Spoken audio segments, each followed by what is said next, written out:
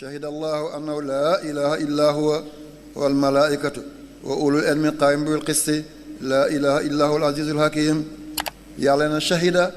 pekkeew na shahida seede na allahu yàlla nag amul firi déedéet moo tax ñu naan allahu yàlla ne baat bi cosaanam mooy alaha wala aluha wala aliha déedéet allahu amul firi téere yaa ngi koy firi waaye man mosuma ko nangu allahu yàlla baat bi amul firi tekkiwul dara bu dul turam moom yàlla kenn du ko tudd ñu ne baatu arab la ñu ngi ko jële ci aliha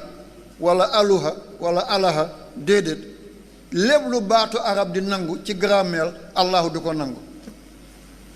allahu fard la singulier la du nangu diel ci français mooy ñaar mënoo ne allahaani déedéet wala allahayni déedéet mënoo ko def pluriel allahuna wala allahina du ko nangu bépp baat lu muy nangu ci arab allahu du ko nangu kon allahu amul firi allahu mooy yàlla jeex na